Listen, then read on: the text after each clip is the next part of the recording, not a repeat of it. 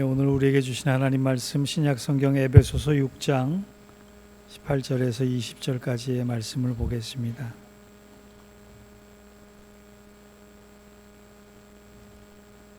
우리 세 절이니까 한 목소리로 같이 받들어 읽겠습니다. 시작. 모든 기도와 간구를 하되 항상 성령 안에서 기도하고 이를 위하여 깨어 구하기를 항상 힘쓰며 여러 성도를 위하여 구하라. 또 나를 위하여 구할 것은 내게 말씀을 주사 나로 입을 열어 복음의 비밀을 담대히 알리게 하옵소서 할 것이니 그 일을 위하여 내가 쇠사슬에 매인 사신이 된 것은 나로 이 일에 당연히 할 말을 담대히 하게 하려 하심이라. 아멘. 이는 하나님 말씀입니다. 우리 민족이 성질 급한 것은 세계적으로 유명합니다. 저도 성격이 급한 편이라 느긋하고 여유 있는 성격의 사람을 보면 부러울 때가 있습니다. 소문에 강 목사님은 태어난 지 3일 만에 걸었다라고 하는 얘기가 있는데 성격이 급해서 그렇다는 그래요. 그런데 성경을 보면 하나님은 성격 급한 모습대로 사용하지 않으셨습니다. 성격을 바꿔서 사용하셨다는 말씀입니다. 제가 목회를 하면서 만나본 사람 중에 평소 알기에는 굉장히 성격이 급한 사람이었는데 나중에 다시 만나고 보니까 그 사람의 성격이 아주 느긋하게 바뀐 경우를 보고 간혹 놀랄 때가 있습니다. 무슨 일이 있었나라고 생각을 해보면 공통점이 하나가 있는데, 성격이 바뀐 공통점이 하나가 있는데 그것은 바로 기도의 은혜를 깊이 경험한 사람이라는 뜻이에요. 내 힘으로 애써도 안 되는 일, 내 노력으로 수고해도 안 되는 일을 하나님께 전적으로 신뢰하면서 생긴 여유라고 하는 것, 그것이 그 사람의 성격을 바꿔놨다라고 하는 것입니다. 구약의 인물 중에도 이런 인물이 있습니다. 큰 물고기 속에 갇힌 요나 선지자는 아주 성격이 급한 사람이자 탁월한 사람이었어요. 하나님께서 역사상 처음으로 이방 선교를 맡길 만큼 능력 있는 사람이기도 했습니다. 그런데 그의 단점은 성질이 급해서 화를 자주 내고 하나님 앞에 분노를 했던 사람이에요. 성질 급한 그가 택한 것은 그래서 하나님의 방향과 하나님의 시간과 하나님의 의도와 거꾸로 가는 도망길이었습니다. 저는 성경을 읽다가 요나가 도망간 이유가 성격 때문에 그렇다고 생각을 합니다. 그런데 그만 물고기 뱃속에 하나님께서 3일 동안을 가두어 놓으셨어요. 그런데 요나서 2장 1절을 보면 그가 물고기 뱃속에 갇히고 난 다음에 처음으로 배운 것이 있습니다. 기도입니다. 요나는 물고기 속에 갇히고 나서야 기도를 배우고 기도를 하기 시작합니다. 다급해서가 아니라 그 기도를 통해 하나님의 시간, 하나님의 의도, 하나님의 방법에 순종하게 됐다. 그의 성격이 바뀌는 순간이었어요. 그래서 분노와 화를 일삼았던 그가 감사를 하게 됩니다. 요나가 처음 하나님에 의해서 다루어지고 배운 것이 기도였다면 우리도 기도에 대해서 생각을 달리해야 합니다. 잊지 말아야 할 것은 우리가 기도하지 않으면 하나님의 능력은 우리에게 공급되지 않는다는 거예요. 그렇기 때문에 어떤 문제 앞에서도 우리가 해야 할 일은 하나님의 능력이 우리 삶에 공급되도록 기도하는 일입니다. 신자에게 있어서는 이거 아주 중요한 일이에요. 제가 9월이 되면 꼭 잊지 않고 기도에 대한 주제로 설교를 합니다. 왜? 그만큼 중요하기 때문이기도 하지만 기도하기 좋은 시기이기 때문에 그렇습니다. 오늘 우리가 살펴볼 에베소서의 주제는 하늘과 땅을 통일시키라고 하는 명령을 담고 있습니다. 즉 하늘의 뜻이 우리가 살아가는 이 땅에서도 이루어질 수 있도록 신실한 종들에게 부탁하는 바울의 권면이에요. 그래서 이제 오늘 우리가 읽은 에베소서 6장의 결론 부분인데 그 결론의 주제가 기도입니다. 그런데 에베소서 1장의 시작도 기도입니다. 하늘의 뜻이 이 땅에서 이루어지기 위해서 우리가 붙잡아야 될 끈이 있는데 그 끈이 뭐냐? 처음과 마지막이 기도다라고. 사도 바울이 기도를 그토록 강조한 이유가 있습니다. 하늘의 뜻과 땅의 뜻을 통일하게 하는 방법, 가장 좋은 방법이 기도 외에는 없기 때문에 그렇습니다. 그러므로 오늘 우리는 말씀을 통해서 우리가 어떻게 무엇을 기도해야 하는지 잘 깨달아야만 합니다. 오늘 본문의 교훈은 이것입니다. 어떻게 기도해야 하나? 어떻게 기도해야 하나?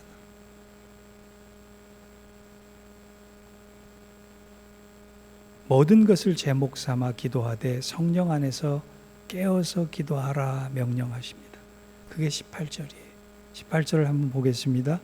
모든 기도와 간구를 하되 항상 성령 안에서 기도하고 이를 위하여 깨어 구하기를 항상 힘쓰며 여러 성도를 위하여 구하라.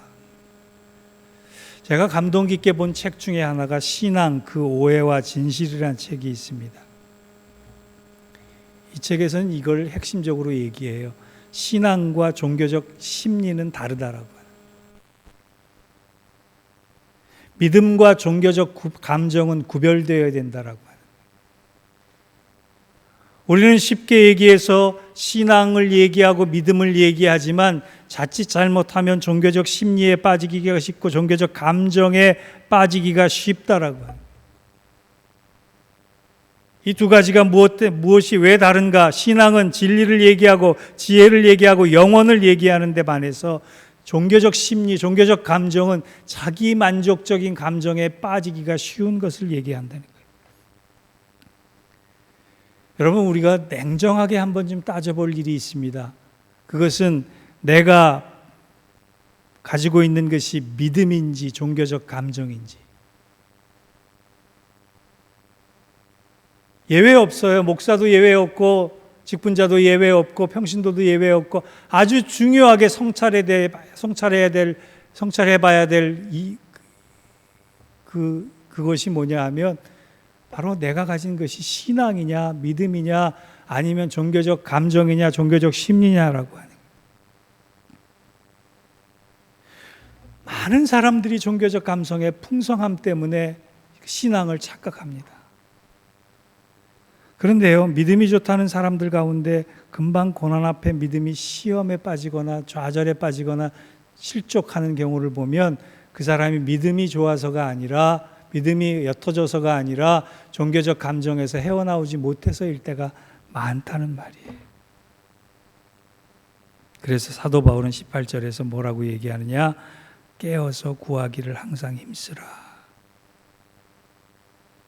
깨어 있어야지 믿음이 믿음 되게 되는 것이고 깨어 있어야지 신앙이 신앙 되는 것이지 깨어 있지 않으면 종교적 신앙과 종교적 심리가 헷갈린다, 혼동된다라고 하는 거예요.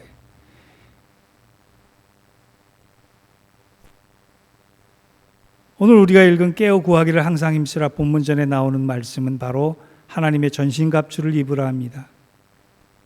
우리가 신앙대로 살려고 하면 우리가 신앙대로 믿음대로 살려고 하면 영적 전쟁이 걸려오는데 그 영적 전쟁에 승리하기 위해서 영적 갑옷을 입으라라고 하는 거예요. 그래서 진리의 허리띠, 의의 가슴막이, 평안의 신발, 믿음의 방패, 구원의 투구, 성령의 검으로 무장하라. 그런데 여러분 갑옷이 얼마나 무겁습니까? 자유롭게 행동하기 얼마나 답답합니까? 그런데 갑옷을 입고 승리하기 위해서 갑옷만 입으라로 그치는 것이 아니라 갑옷을 입은 사람은 기도하라는 거예요. 그래야지 영적인 전투에서 승리할 수 있는 힘을 얻는다는 거예요. 여러분, 저는 평소 여러분에게 기도의 3요소를 자주 얘기하곤 합니다. 기도의 3요소가 뭐예요? 첫 번째, 인생의 주도권은 하나님께 있다는 사실을 믿으며 기도하는 거예요. 내 힘으로 하려면 기도가 안 되는 거예요. 내 능력으로 하는 순간 기도는 멈춘다는 거예요. 내 인생의 모든 주도권은 하나님께 있다는 사실, 이것만 가지고도 우리는 충분히 기도를 출발할 수 있게 되는 거예요. 두 번째, 기도할 일이 따로 있는 것이 아닙니다. 모든 일에 대해서 기도하는 거예요. 이까지쯤은 기도 않고도 내가 감당할 수 있어 하는 순간 무너집니다. 이 일은 아무리 기도해도 소용없는 큰 일이야 라고 하는 생각을 할 때 기도는 무너집니다. 작든 크든 적든 많든 중요하든 중요하지 않든 매사에 기도할 때 하나님은 역사해 주시고 응답해 주시는 것입니다. 그리고 가장 세 번째로 중요한 것은요, 십자가의 주님을 바라보며 기도하는 것입니다. 기도할 때 그저 생각만 하는 것이 아니라, 기도보다 먼저 염려하는 것이 아니라 모든 시간 속에 주님 바라보며 기도할 때 그 십자가의 주님께서 우리의 기도를 터치하시는 거예요. 여호수아 8장을 보면 여호수아가 가나안 일곱 족속에 쳐들어올 가능성이 있는 그 긴박한 순간에 주야로 율법책을 묵상합니다. 굉장히 미련한 짓이에요. 한 나라의 지도자가, 한 민족의 군대 장관이 그 다급하고 위급한 순간에 주야로 묵상하는 말씀이 무슨 힘이 있겠어요? 세상 사람들 보기에는 참으로 미련한 짓입니다. 그런데 왜 여호수아가 그 일을 했겠어요? 하나님을 기억하기 위해서입니다. 하나님의 뜻을 구하기 위해서입니다. 하나님의 방법을 붙잡기 위해서입니다. 마찬가지예요. 우리가 십자가를 바라보는 일이 위기 앞에, 위험 앞에, 어려움 앞에, 낙심 앞에 미련한 짓처럼 보이지만 십자가를 바라보며 기도하는 순간 우리는 주님이 떠오르는 것이고, 주님이 떠오르는 순간 주님께서 역사했던 방법이 내 방법이 되는 것이에요. 십자가는 죽음이 모든 것이 무효화되고 부활의 모든 것이 유효화되는 사건이에요. 여러분, 간혹 이런 생각하시는 분들이 있을 줄 압니다. 기도해도 달라지지 않습니다. 기도해도 뭔가 변하지 않습니다. 기도해도 반전이 일어나지 않습니다. 그런데요, 시간이 지나고 보면 기도하는 순간에 우리는 예수님을 닮아갈 수밖에 없는 존재가 되는 것이에요. 기도의 목적은 문제 해결이 아니라 바로 예수님을 내가 닮아가는 그 과정 속에 있다라고 하는, 예수님을 닮아가는 순간 주님께서 우리에게 약속하신 것들이 실현되는 현장을 우리는 목도할 것입니다. 이것이 놀라운 응답이자 진짜 은혜입니다. 사랑하는 성도 여러분, 주님을 닮은 사람을 누가 꺾을 수 있겠습니까? 주님 닮은 사람을 누가 패배시킬 수 있겠습니까? 십자가를 바라보며 주님 닮아가며 기도하는 사람에게 하나님은 승리의 찬가를 부르게 하실 것입니다. 이 가을에 이런 믿음으로 무장하는 저와 여러분 되시기를 주의 이름으로 축원합니다. 두 번째, 무엇을 기도해야 하느냐? 무엇을 기도해야 하느냐?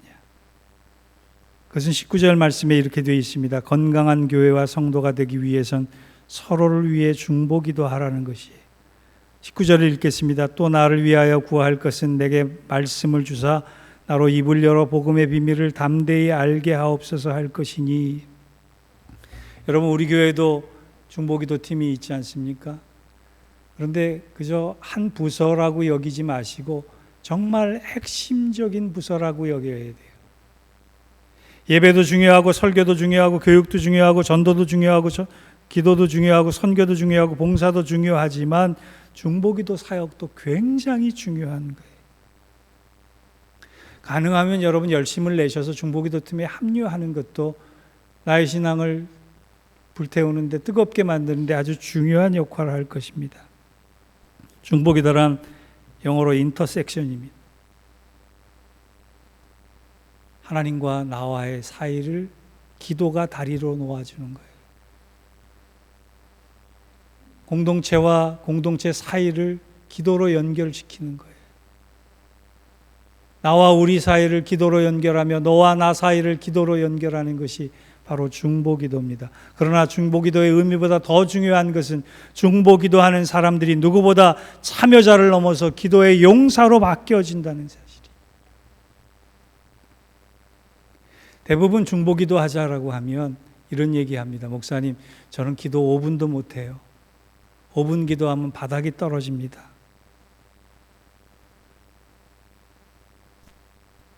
오 분 이상 기도하는 사람은 은사가 있어서 기도하는 것이 아니라 여러분 중보기도 하기 때문에 기도가 길어지는 거예요.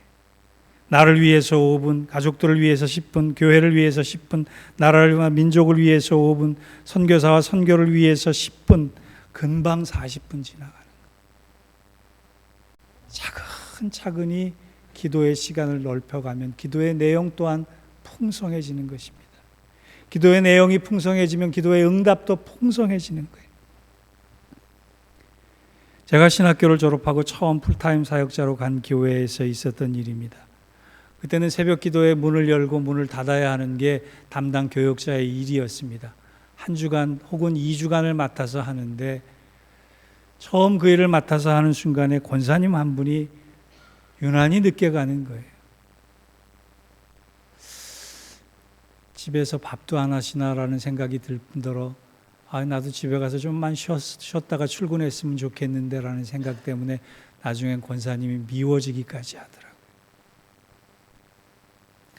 근데 어느 날 이 권사님께서 뜨겁게 목소리를 높여서 더 크게 기도를 하시는데 기도의 내용이 궁금했습니다. 듣기를 원해서 들은 것이 아니라 자연적으로 들려지는 기도에 무슨 기도의 내용이 그렇게 많길래, 억울한 하소연이 그렇게 많길래 그토록 오래 기도하시느냐라고 생각을 하고 들어봤더니 그 교회가 40년이 넘었던 교회인데 40년을 넘었던 교회에 부임해서 다른 곳으로 간 목사님들의 이름, 전도사님들의 이름까지 불러가면서 그분들을 위해서 기도하시는, 할 일이 없어서 기도했겠습니까? 시간이 남아 돌아서 기도했겠습니까? 아니에요. 나중에 성경을 봤더니 오늘 본문을 기억하면서 사도 바울의 부탁을 기억하면서 기도한 거예요. 기도가 길 수밖에 없구나라고 하는 생각이 들었습니다. 그런데 이상한 것은 그 기도를 듣는 순간 그 기도가 저의 기도가 됐어요. 내가 이 교회를 떠나고 난 다음에 저 권사님이 나를 위해서 내 이름을 불러가며 이토록 기도해 주겠구나. 그런데 힘이 나는 거예요. 누군가 나를 위해서 기도해 준다는 사실을 안 그 순간부터 내 속에서 힘이 나는 거예요. 사도 바울은 이 중보기도의 힘을 알기 때문에 자신을 위해서 19절에 지금 기도해 달라라고 하는 거예요. 나를 위해서 기도해 달라라고 하는 말이 여러분 부끄러운 말이 아닙니다. 우리 한 공동체 내에서 집사님, 권사님, 장로님 나를 위해서 기도해 주시길 바랍니다. 나 또한 당신을 위해서 기도하겠습니다라고 하는 말이 아주 자연스럽게 우리의 인사가 되어야 되는 것입니다. 설교의 황태자라고 불리는 스펄전 목사님이 계시는데 그는 성도들의 기도가 있었기 때문에 그 거룩한 사역을 잘 감당할 수 있었다라고 얘기합니다. 사도 바울은 교인들의 중보기도가 자신의 사역의 성패를 가늠할 중대한 역사라고 하는 것을, 열쇠라고 하는 것을 분명히 알았기 때문에 이토록 간절히 에베소 교인들에게 부탁하고 있는 것입니다. 저 역시 부탁합니다.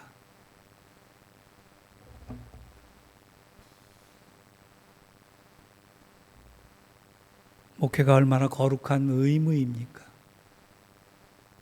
목회가 얼마나 거룩한 사역입니까? 저나 강 목사님이나 여러분의 기도가 필요합니다. 왜냐하면 어리석고 부족하고 나약하기 때문에 그렇습니다. 그런데 여러분이 기도해 준다라고 하는 사실을 아는 즉시 우리는 기운을 낼 수 있고 힘이 나는 거예요. 마찬가지로 여러분 기운이 빠져 있을 때 우리 목사님께서 내 이름을 불러가며 오늘도 새벽 기도단을 쌓고 계신다라고 하는 그 사실, 그리고 그 기도를 하나님이 들으신다라고 하는 사실, 하나님의 때의 방법과 하나님의 역사를 이루기 위해서 하나님은 응답을 준비하고 계신다라고 하는 그 사실을 통해서 힘을 얻을 수 있는 여러 되시기를 주의 이름으로 축원합니다. 그래서 마태복음 18장 19절에서 20절에 이런 말씀이 있어요. 진실로 다시 너희에게 이르노니 너희 중에 두 사람이 땅에서 합심하여 무엇이든지 구하면 하늘에 계신 내 아버지께서 저희를 위하여 이루게 하시리라. 두세 사람이 내 이름으로 모인 곳에는 나도 그들 중에 있느니라. 아멘. 이 가을에 우리 교회 중보기도자들이 많아지기를 소원합니다. 바로 여러분들이 그런 교회의 부흥과 성장의 중심에 서 있는 귀한 기도자들 되기를 원합니다. 결론을 맺습니다. 기도는 가끔 필요할 때, 생각날 때 하는 일이 아닙니다.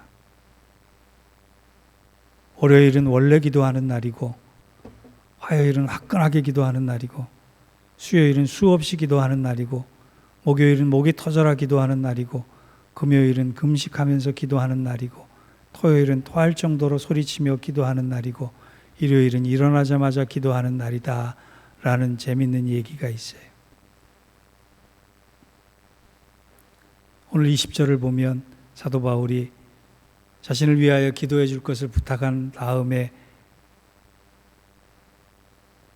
쓰는 단어가 하나 있습니다. 담대해졌다라고. 기도는 우리를 담대하게 합니다. 담대함은 우리를 승리의 찬송을 부를 수 있는 자격을 부여합니다. 기도만이 우리의 인생을 승리로 이끄는 귀한 도구임을 믿고 기도하면 승리할 수 있다는 믿음으로 무장할 수 있는 저와 여러분 되시기를 주의 이름으로 축원합니다. 이 가을에 깊은 기도, 넓은 기도, 높은 기도, 뜨거운 기도가 왕성해지는 우리 교회가 될 수 있기를, 그래서 기도에 대한 간증이 높아질 수 있는, 많아질 수 있는 은혜가 있기를 주의 이름으로 축원합니다. 기도하겠습니다. 하나님 감사합니다. 기도할 수 있는 은혜를, 기회를, 결단을 허락하여 주셔서 감사합니다. 지쳐있지 않고 낙심하지 않고 염려하지 않고 기도함으로 말미암아 승리할 수 있는 우리 모두가 되게 하여 주옵소서. 예수님의 이름으로 기도하옵나이다. 아멘.